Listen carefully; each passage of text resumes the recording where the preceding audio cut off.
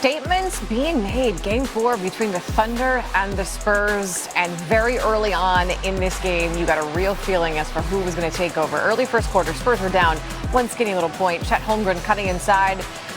Oh, Wemby. Oh, the love is there. Wemby rejecting him at the basket. Like I said, setting the tone early. Then Stephon Castle lobbing it to Wemby. He's doing the offensive side of things. Now Spurs up 1. The lead would just really grow out of there. One might say it gets out of hand.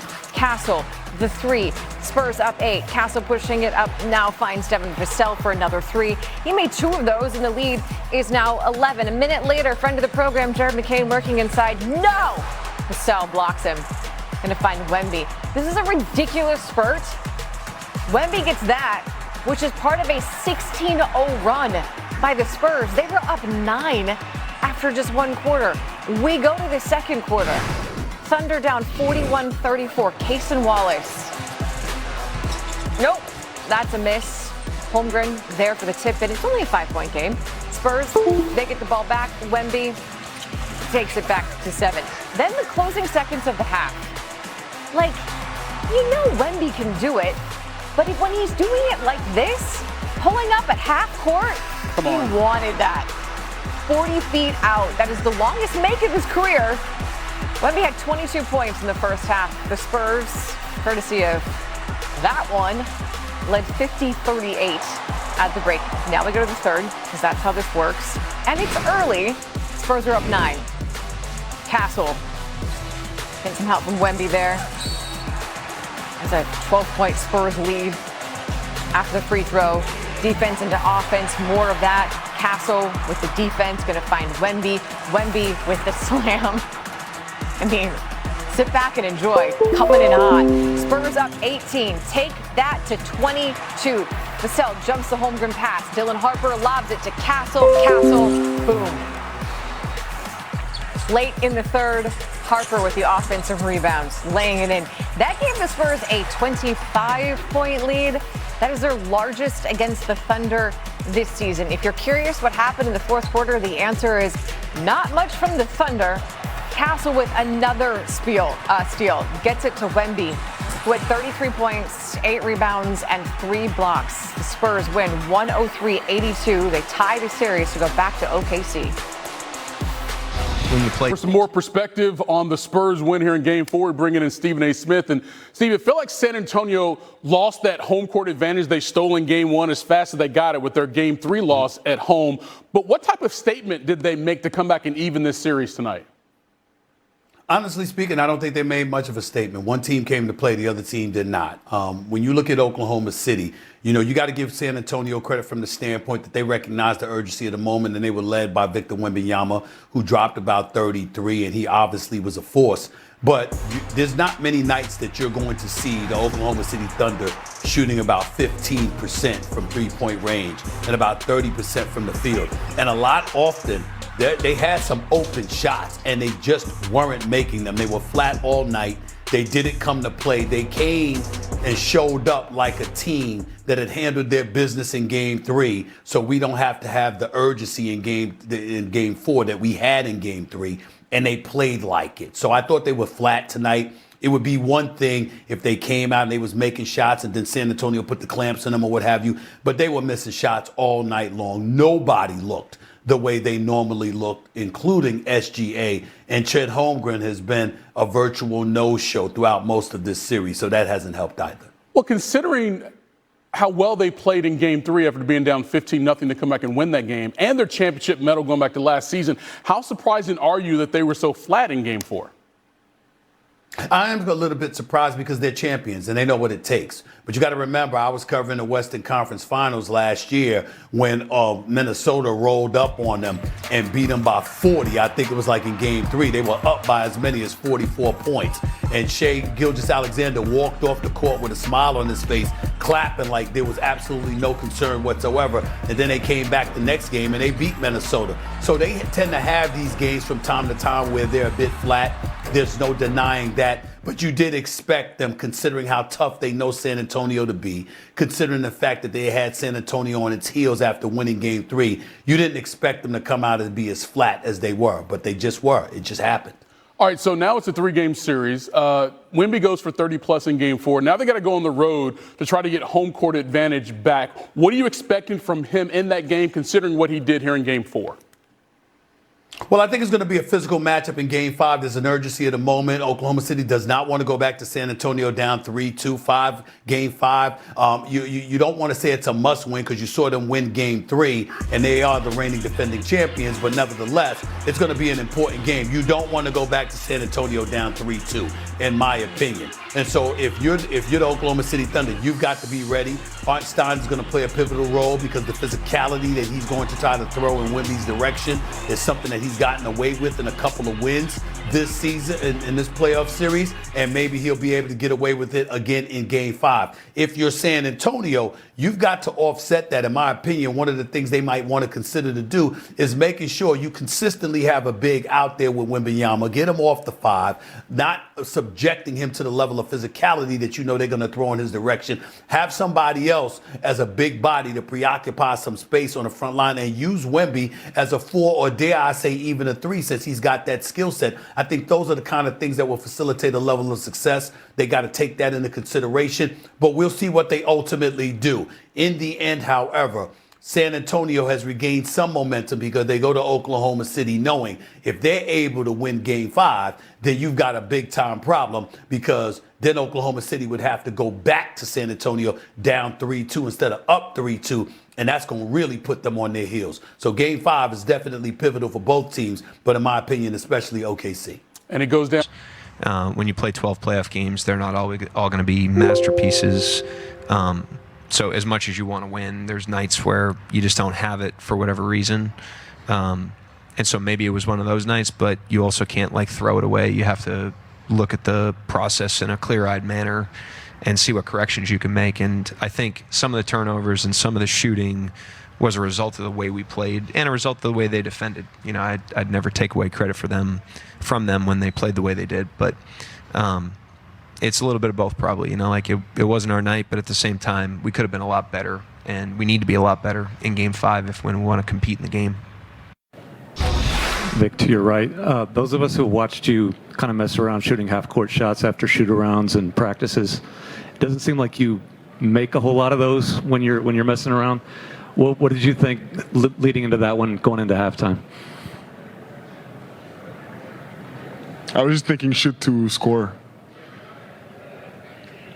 I wasn't messing around at halftime.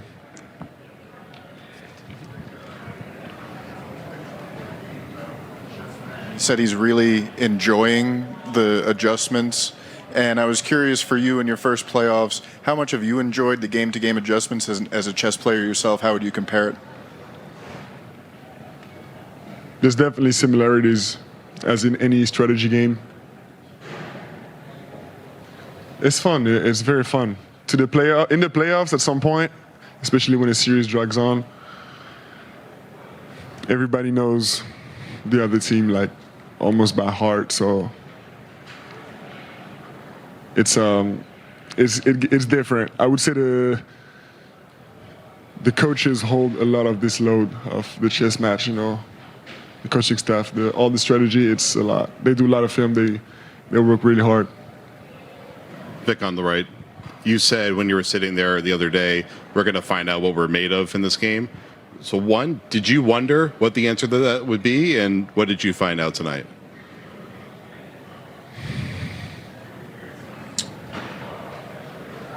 I didn't really wonder, no, because we didn't do nothing unexpected. But the truth is that we had never been in this kind of situation before. It was our first deficit in the playoff series. And we just responded, but it was nothing amazing. It wasn't magic. We just did what we needed to do, and the series is far from over. We got 6 more wins before we can rest. In the first quarter, Devin had that block of McCain. Mm-hmm. Then he comes down court and feeds you for a lob dunk. Does that kind of sum up how good he's been on both ends in this series and in the whole playoffs? It's hard to sum it up with just one play because his impact has been all over the floor on all kinds of areas and off the floor as a leader. So summing up his impact with just this play would not be fair to him.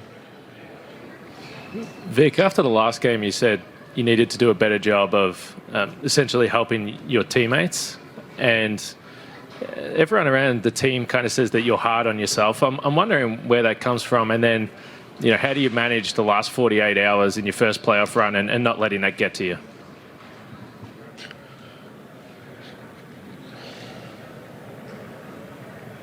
I don't know if I'm hard on myself.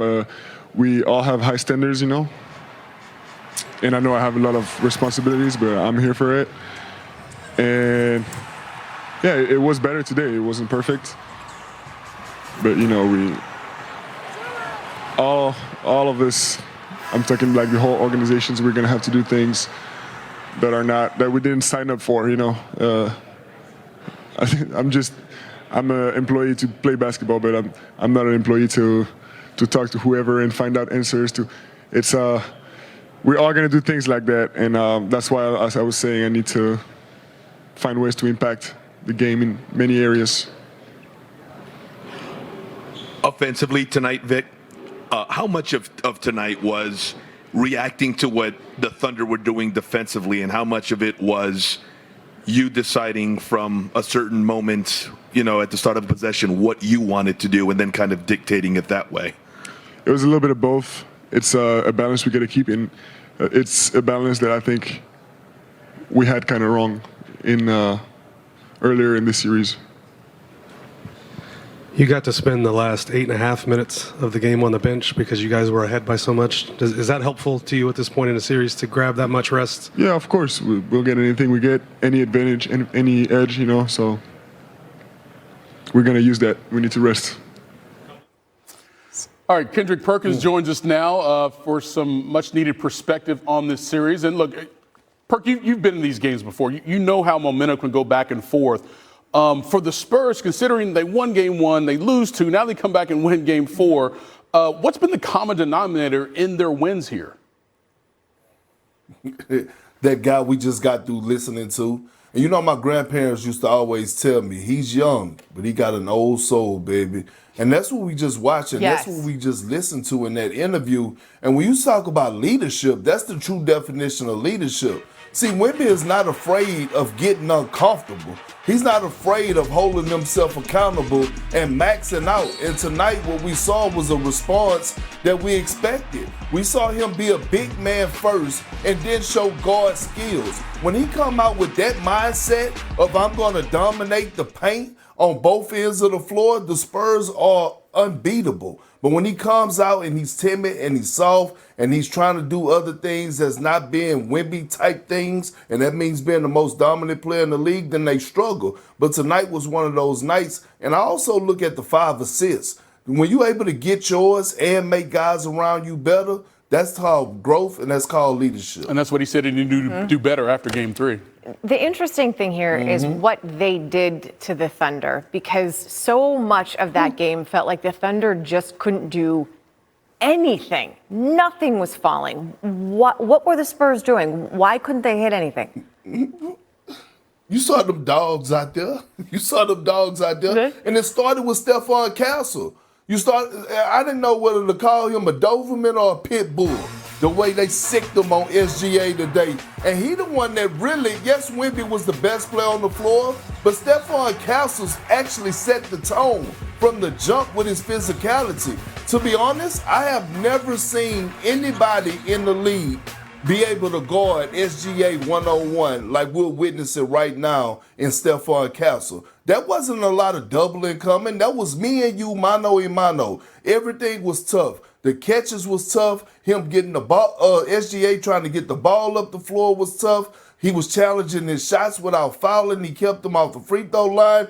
All across the board, I thought Stephon Castle tonight was the unsung hero of this game, while Wemby was the best player on the floor. Yeah, young fellow was not scared of the moment or the assignment in that regard. Yeah. Game 5 coming up Tuesday in Oklahoma City. It is pivotal because it's now just a 3-game series. Perk. They're all pivotal. Oh, yeah. Perk, appreciate you, brother. Center is Devin Vassell. And Devin, look, man, I thought, considering how you guys lost game 2 on the real after being up 15 and then losing by 15, it was going to say a lot about how you guys responded here in game 4. Well, I think you answered that question. From a mental standpoint, what was your guys' approach considering what had happened in game 3? We knew we could be a lot better. We missed up on a lot of coverages, and we've been playing really slow. So we were just trying to get out, avoid their pressure, and dominate the paint, honestly. When you have conversations in the locker room after the game that you had, before going into this one, what are those conversations like between the team to get you in the right mindset to go out and do what you did tonight? I mean, we feel like we've been here before. I mean, we've been down before. We're a very resilient team, so we knew we had to respond in front of our home crowd, of course, and with all that energy, so we were ready to go. You're playing a team that won the championship last year, and they were playing really well coming into this series, but obviously you matched up against them very well in the regular season as well. From your opponent, Devin, what certain things can you pick up from how they do things in a series like this that you can apply to your own game and be successful against them? Just being ultra aggressive. I think they're a super physical team. They get away with a lot, so we try to use that against them too. We're trying to be ultra physical, beat them up, speed them up, cause turnovers, and get out in transition.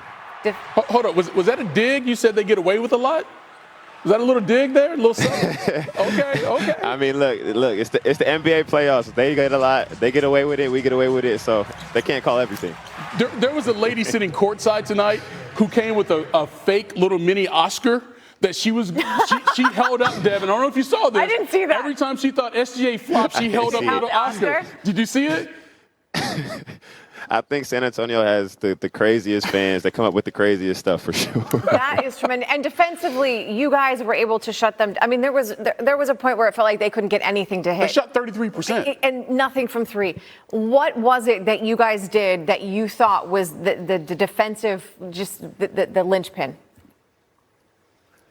Long film sessions. Long film sessions. You don't want to get chewed out no more. And we just felt like we were leaving them open way too much. We weren't rotating how we were supposed to. So we cleaned that up and had a really good defensive game. Devin, we appreciate you stopping by to talk to us after that one. Congratulations, and we'll see you again in a couple nights. Thank you, guys. The Thunder 2-2. Now, after that disappointing loss at home in Game 3, Shaq was on Inside the NBA, and he said the Spurs' response needed to be led by Wemby. I'm going to need Wemby to do more. Game 1, he had 41-24, they won. Game 2, 21-26. It's not enough. And I can say that as Lord Supreme of all big men. Lord Supreme. He has the best titles for himself. All right, so how did Wemby respond? After Game 3, he said he needed to be a better overall teammate and help his guys get better. Well, it started there on the defensive end with that big block, and then how about that move? And then follows up his miss. Just all the things. And then right before the half, this is what everyone will remember from this game. I mean, that's a straight jump shot from half court. He had 22 points, 5 rebounds, 3 assists, 2 blocks in the first half. That's almost identical to his stat line from all of Game 3. But more importantly, his team had a 12-point lead at the break, third quarter. Stephon Castle with the lob over 2 defenders and 1. The double-digit lead would increase. Wemby, 33 points, 8 rebounds, 5 assists, 3 blocks. First Spur with those numbers in a playoff game since Tim Duncan back in 2008.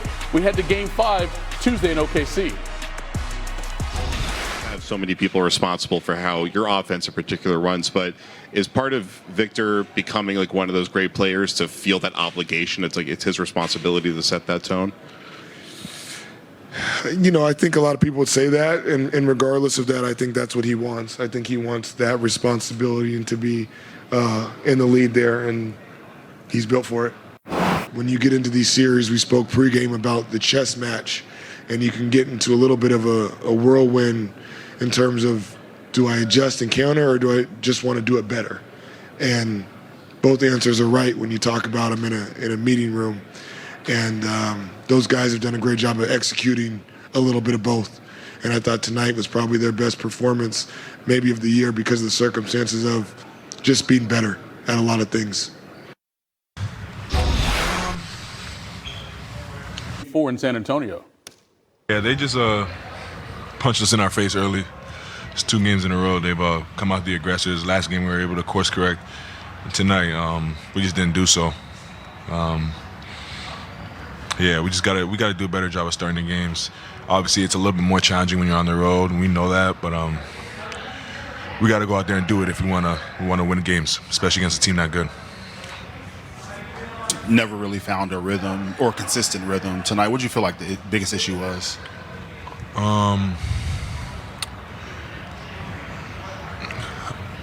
I think they just did a good job of being the aggressors. Like, they were in us, forcing turnovers, being physical, and I don't think we applied the pressure back. And then, like, they're playing fast, getting easy buckets.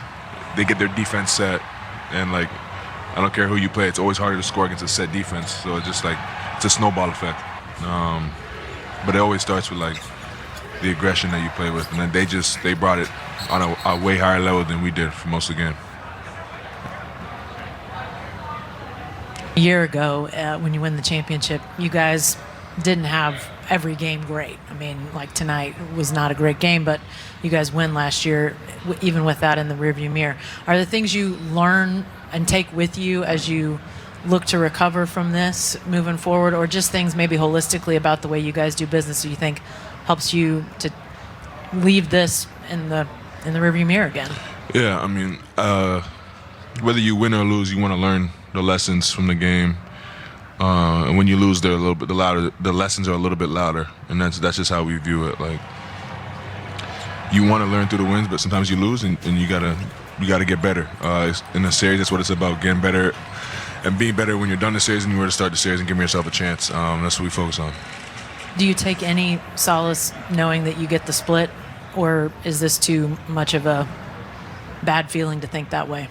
I mean, yeah. I mean, it's a fact. The series is 2-2 and basically 0-0 in its first of 2 games now. So yeah, that I mean, it's not at the front of our mind, but it is a fact, and it is the reality of where we are. So.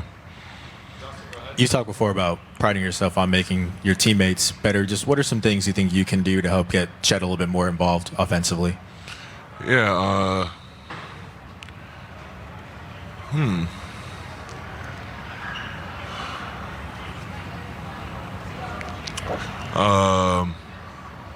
I mean, Chet's an easy target to find, so probably just like find him more in the dunker or when he's spacing. Just put him in better positions to use his strengths as an offensive talent. I don't know exactly what that looks like, just because like I just got done playing, but watching film, we'll find ways for sure. You mentioned that when he first walked through the doors, you could tell he had that mindset of wanting to constantly get better, but specifically in the face of adversity, what have you seen out of him throughout the years in terms of the way he responds from maybe a performance that doesn't meet his standards? Yeah, Chet doesn't care about anything besides winning, and he's going to do what it takes to win. And that's his biggest skill and his biggest strength. No ego, no agenda, no nothing besides trying to go out there and win.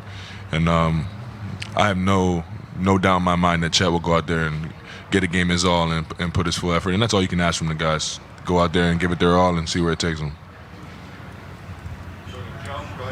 Shai, what can you guys do to generate more offense when you're missing 2 of your 3 primary creators? Yeah, it changes things. Play through the bigs a little bit more.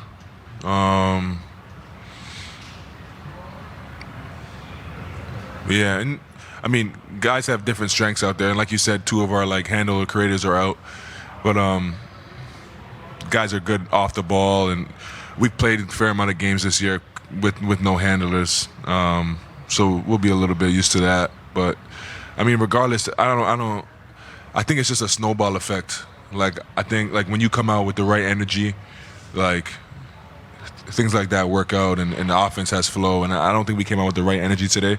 And then, like I just said, just trickled down. And then we were stagnant both ends. They were the aggressor. They were forcing turnovers. Like, it's easy to blame like the offense, but like to me, it always starts with like the energy and effort you put forth. Yeah, Shai, you guys have plenty of experience with series being tied 2-2. How do you focus on that experience, but also realizing that this is a different challenge? Yeah, every series is different, but we have to continue to get better and be relentless in that pursuit. And that's what it's about. That's what we've done in the past, and it's worked for us, and we'd be silly not to do the same. When you look at their defense, obviously everybody talks about Wemby first, but what kind of impact does Steph Castle make on that end of the floor for them?